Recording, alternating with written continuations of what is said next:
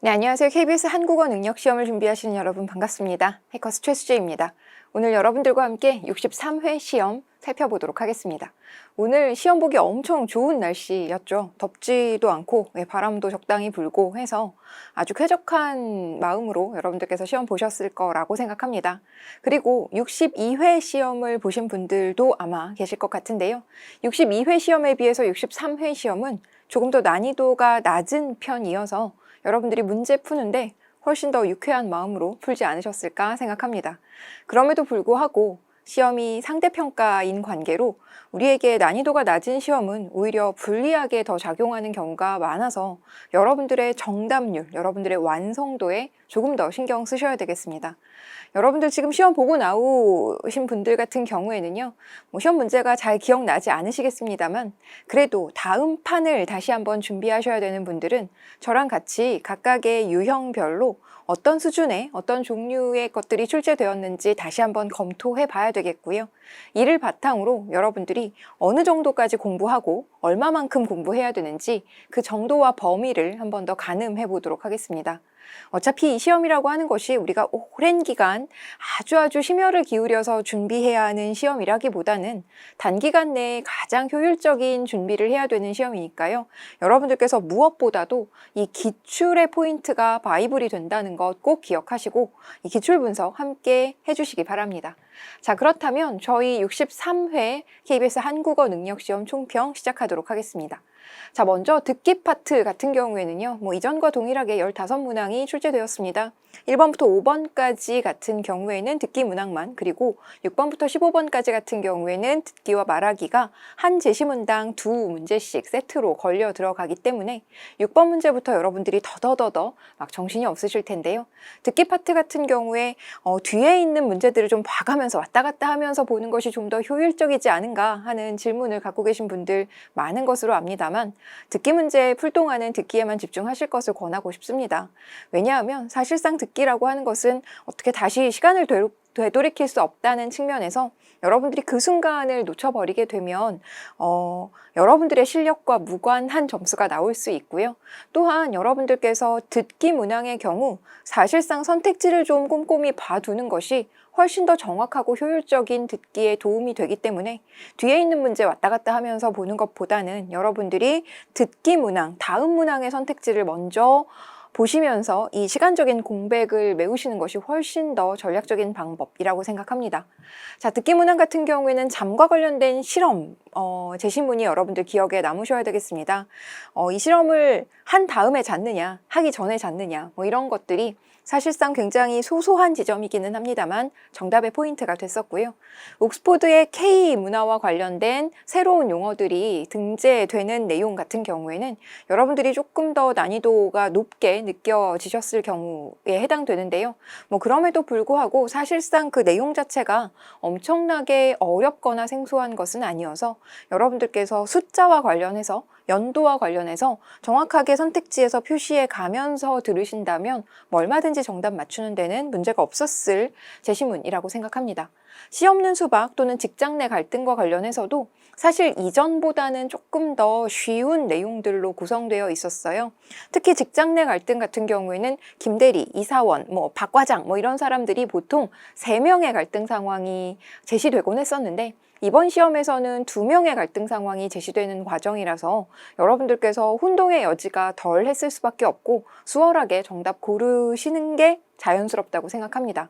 그럼에도 불구하고 이번 시험 처음 보시는 분들은 듣기 문제라고 하는 것이 생소하게 느껴질 수도 있고요. 이전에 듣기 시험을 좀 보셨던 경험이 있으신 분들도 사실상 한국어 듣기를 한 다음에 바로바로 정답 체크하는 것 자체가 낯설고 생경해서 오히려 실력 발휘 제대로 못하시는 분들이 이 난이도가 높아서 문제 못 푸시는 분들보다 훨씬 더 많으니까 익숙해지는 것이 무엇보다도 가장 좋은 시험 전략이다라는 것 다시 한번 말씀드리도록 하겠습니다.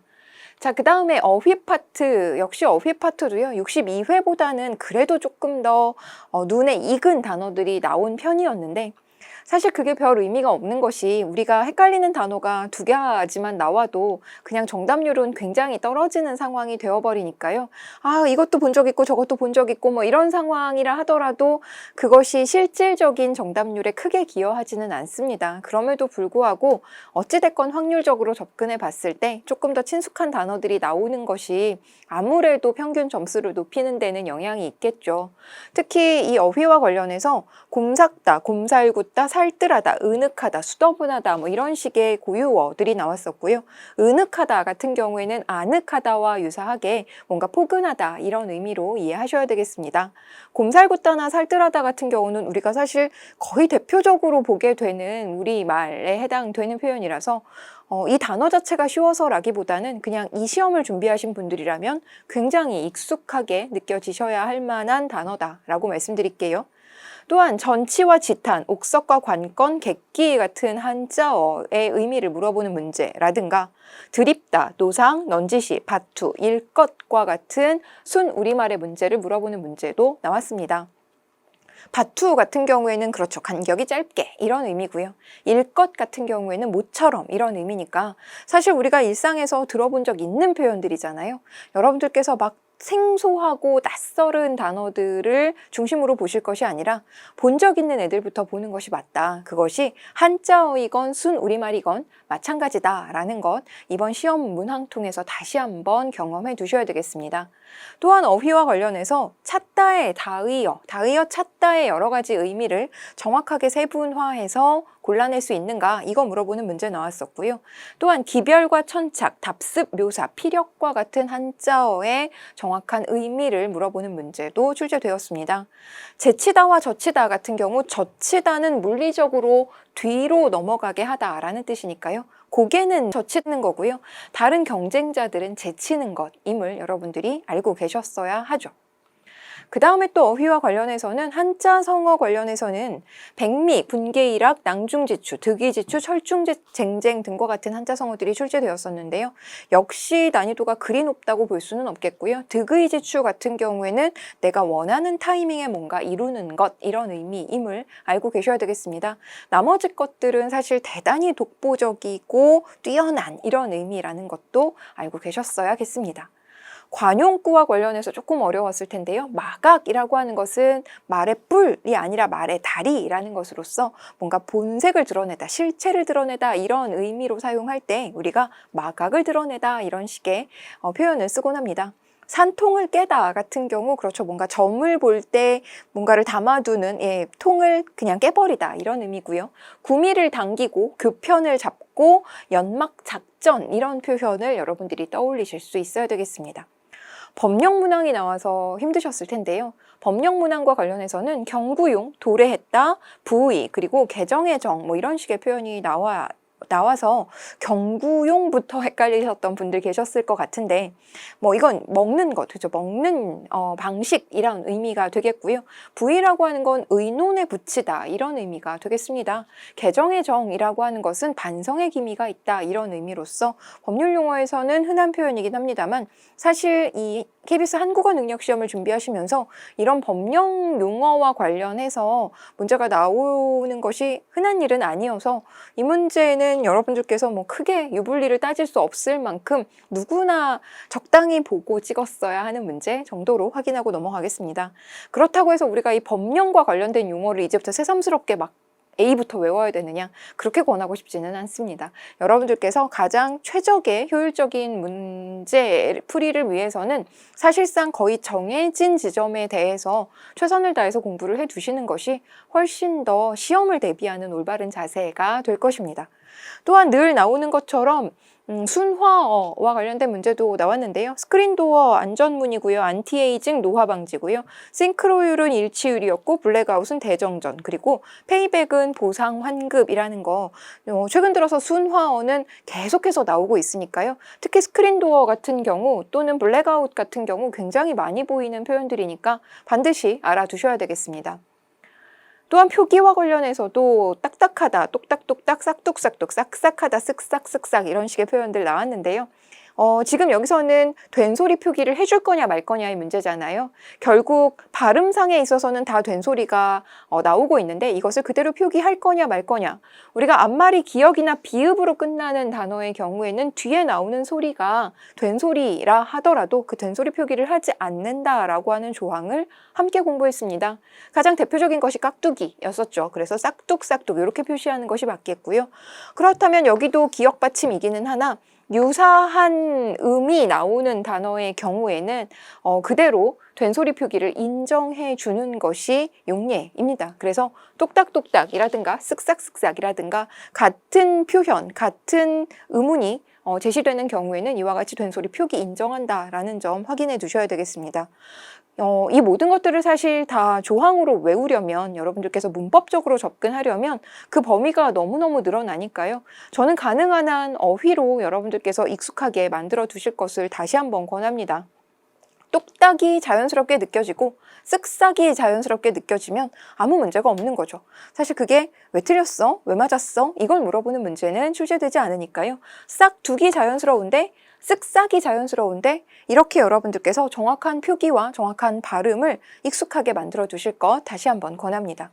또한 굴다랗다, 널찍하다, 얄다랗다, 짤막하다, 할짝거리다 같은 표현들의 정확한 표기도 물어보고 있습니다. 얄다랗다 같은 경우에는 원래 원형이 얇다, 리을 비읍 받침인데요. 이것이 다랏이 붙으면서 얄다랗다 이런 식으로 표기하고 이렇게 발음하거든요. 그러나 굴다랗다 같은 경우에는 같은 환경이라 하더라도 표현 자체가 완전히 달라지기 때문에 이렇게 여러분들께서 구분해서 알아두실 수 있어야 되겠습니다.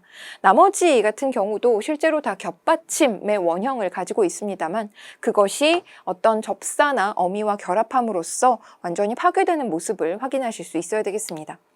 띄어쓰기 문제가 항상 어렵게 출제되어서 우리를 괴롭히는 문항 중에 하나였었는데요.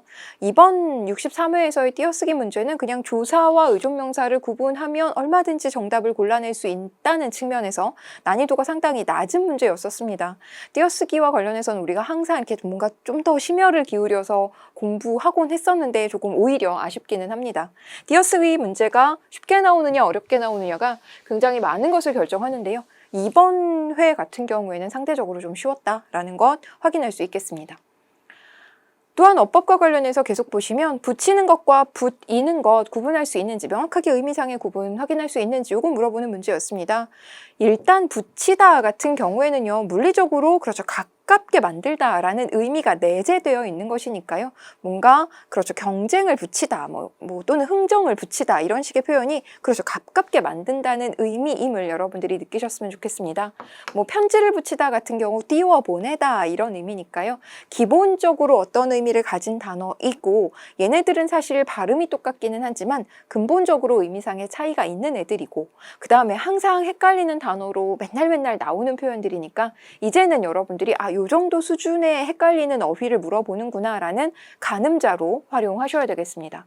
또한 문장 부호 규정과 관련해서 그래서 드러낸 표, 끈 따옴표, 작은 따옴표 이런 식의 문장 부호들이 정확하게 어떤 의미로 활용되는지도 한 번 더 점검해 놓아야 되겠다라는 것 확인할 수 있는 문제 출제되었고요.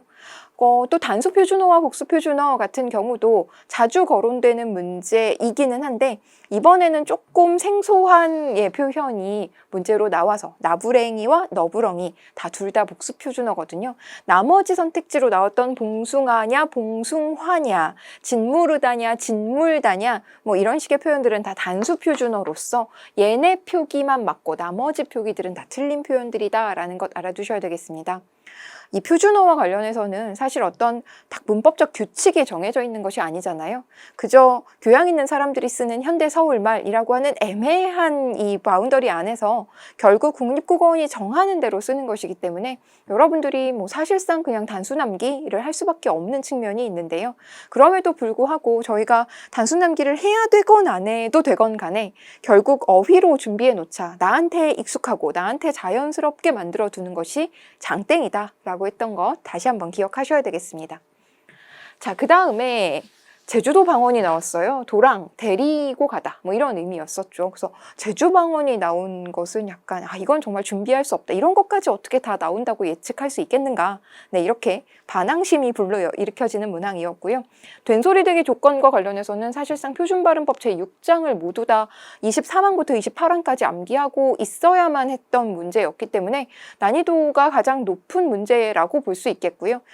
사실 이것은 불필요한 수준의 문제였다라고 생각합니다. 그래서 틀려도 괜찮은 문제 정도로 저는 정리하도록 하겠습니다. 늘 나오는 외래어와 로마자, 늘 나왔던 대로 계속해서 나오고 있습니다. 외래어 표기법 같은 경우에는 케이크, 플래시, 필름, 비전, 볼. 우리가 큰 그릇을 나타낼 때 보울이라고 하지 않고 볼이라고 한다는 것 다시 한번 확인하셔야 되겠고요. 로마자 표기법 같은 경우도 이제 항상 늘 그렇듯이 뭔가 문화 유적지라든가 아니면 문화재 뭐 이런 식의 표현들을 어떻게 하는가 이런 거 물어보는 문제 출제되었었습니다. 그리고 이번에도 그렇게 출제되었고요. 여러분들께서 앞으로 내가 공부의 방향과 수준을 얼마만큼으로 잡아야 되겠다라는 것 확인하는 용도로 쓰셔야 되겠습니다. 자, 그 다음에 높임과 관련해서도 출제되었었고요. 중의적인 표현이냐 아니냐 이거 물어보는 문제가 약간 까다롭게 출제되었습니다. 또한 번역투 문장에 해당하는 것, 사실 번역투 문장은 실제로 번역을 할 수 있어야만 풀 수 있는 수준이 아니라 그냥 늘 나오던 대로 출제되기 때문에 오히려 이런 문제는 우리를 힘들게 하는 문제는 아니었습니다.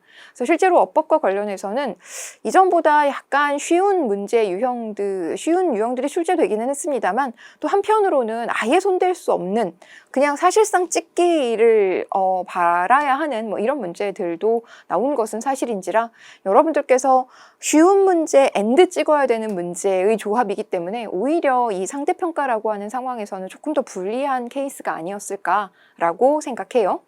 자, 그 다음에 쓰기와 관련해서는 청소년들이 과도하게 소비하는 경향이 있다. 이거 개선하고 보완해야 된다. 이런 류의 문제가 출제되었어서 사실상 그 내용적인 난이도가 굉장히 낮은 편에 속했고요.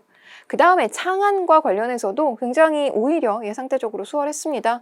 야구와 도전을 비유해서 유추해서 문제를 풀게끔 하는 경우가 있었고 과자와 펭귄, 우리가 그렇죠. 실제로 겉포장지와 그 내용물 사이의 괴리가 굉장히 큰, 간극이 굉장히 큰 과자와 겉보기와 다르게 의외로 다리가 되게 긴 펭귄의 엑스레이 사진을 통해서 여러분들께서 다른 내용들을 잘 창안해낼 수 있는가, 평등의 가치와 동물 보호 관련해서도 여러분들이 그림을 봐가면서 푸는 문제이기는 하나 그 그림의 해석이 대단히 모호하거나 또는 전혀 알 수 없거나 이런 수준은 아니어서 창안 문제에 취약하셨던 분들 이번 판에는 정말 이제 수월하게 해결하셨을 것이다 라고 생각하는데요.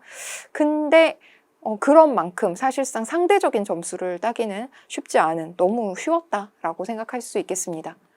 읽기와 관련해서는 이문구의 암소라고 하는 약간 여러분들이 낯설어 할 만한 작품이 나왔습니다만 그럼에도 불구하고 등장인물이 어마무시하게 많다거나 다양한 갈등 상황이 제시된다거나 또는 스토리가 굉장히 스피디하게 전개되거나 하지는 않아서 그냥 그 암소가 술 마시고 죽은 일을 그냥 아주 심플하게 드러내고 있는 상황인지라 그 제시문의 내용 자체에 별일이 없었던 것으로 여러분들이 충분히 읽고 해결하셨을 수 있겠고요.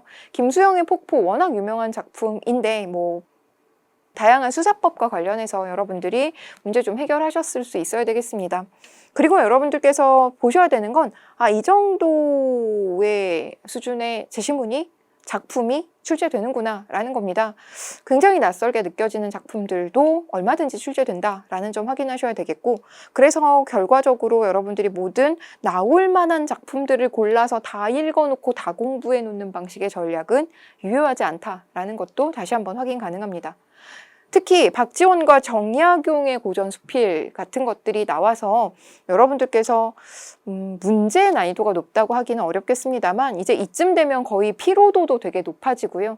읽기도 싫어지고요. 그래서 정확하게 집중해서 읽고 읽은 내용 그대로 담백하게 해석해서 그대로 적용해서 푸는 요 과정에서 조금 집중력이 흐려지지 않았을까 걱정이 됩니다. 일단 읽는 것 자체가 좀 불편한 표현이다 보니까 고어 표기가 좀 있어서요.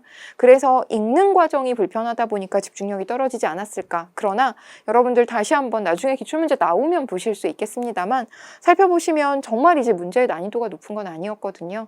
그래서 결국 이 문항의 어떤 절대적인 난이도보다 그 상황과 그 시간과 나의 집중력에 훨씬 더 큰 영향을 받는다라는 점 다시 한번 확인하셔야 되겠습니다. 자, 그 다음에 비문학 관련 제시문에서는요. 종족주의 나왔고요. 그래서 종족주의 관련 제시문은 조금 어렵게 느껴지셨을 수 있습니다. 여러분들께서 이것이 결국에는 어떤 종족을 구별한다는 것이 근본적으로 무엇을 의미하는지에 대한 제시문이었고요. 소멸시효 제도라고 하는 그렇죠. 법령 관련해서 소멸시효 제도가 왜 생겨났고 무엇을 의미하며 그것의 장점과 단점에는 무엇이 있었는지 읽어내실 수 있어야 되겠습니다.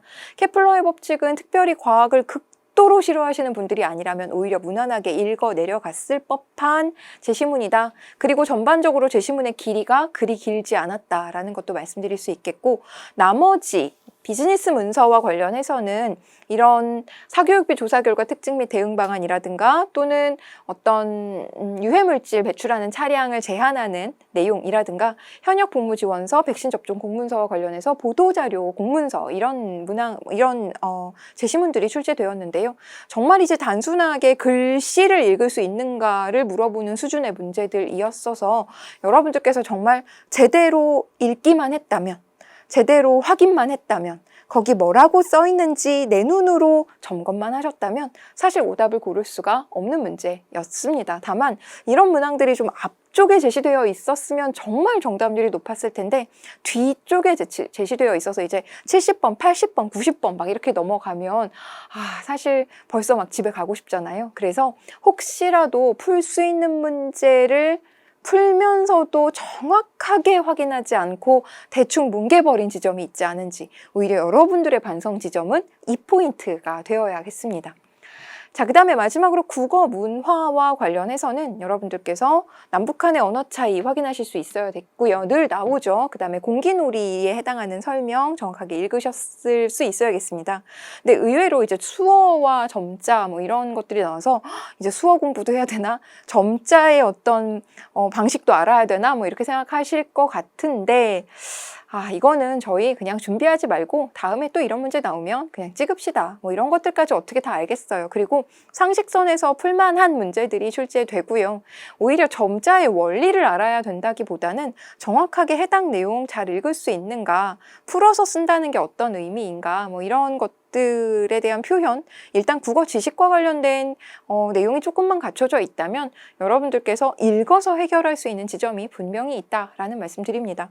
훈민정음 언해와 관련해서도 그 출제 비중 자체가 높은 것은 아니니까요. 여러분들께서 저희 강의를 통해서 얻을 수 있는 데까지만 얻어가시면 비교적인 경쟁력을 찾는 데는 전혀 문제가 없다라는 말씀드립니다. 또한 김인겸의 일동장유가라든가 현진영의 운수 좋은 날이라든가 김광균의 와사 등 토끼전과 관련해서 여러분들이 기본적으로 알고 있어야 하는 문학사적 지식을 물어보는 문제들이 마지막에 배치되어 있었죠. 저희 이것은 사실 혼자서 계속 읽고 또 읽고 해봤자 잘 외워지는 지점은 아니니까요. 강의의 도움을 좀 받으셨으면 합니다. 특히 어법 파트와 이런 국어 문화 파트 같은 경우에는요. 뭐가 중요하고 무엇이 우선순위이고 어디까지 얼마나 공부해야 되는지를 여러분들이 스스로 가늠해내는 것이 현실적으로 쉽지 않은지라 이 부분에 있어서는 강의의 도움을 좀 받아서 좀 더 타이트하고 효율적인 공부하셔야 되겠고요. 그 다음에 독해와 관련해서는 여러분들께서 좀 더 독해의 기본적인 자세와 태도의 변화를 추구하셔야 되겠고 관련된 문제풀이 역시 저랑 같이 하셨으면 좋겠는데 일단 여러분들께서 어떤 텍스트를 가지고서라도 집중해서 읽는 연습, 거기 뭐라고 써 있는지 확인하는 연습, 게으르지 않게 꾸준하게 열심히 하셔야 되겠습니다. 자, 63회 시험 보시느라고 정말 고생 많으셨고요. 여러분들께서 이제 64회 다음 판을 또 준비하신다면 이를 바탕으로 딱 요 선상에서 공부가 아주 효율적으로 이루어질 수 있게끔 전략 잘 짜시고요. 시험은 조금 얼마 후에 있기는 합니다만 우리 그래도 미리미리 좀 준비할 수 있는 것들, 독해라든가 어휘라든가 이런 것들 좀 미리미리 준비하면서 여러분들께서 이번의 성과가 가장 좋았으면 좋겠습니다만 다음번 성과가 더 좋기를 바라마지 않겠습니다. 고생 많으셨습니다. 감사합니다.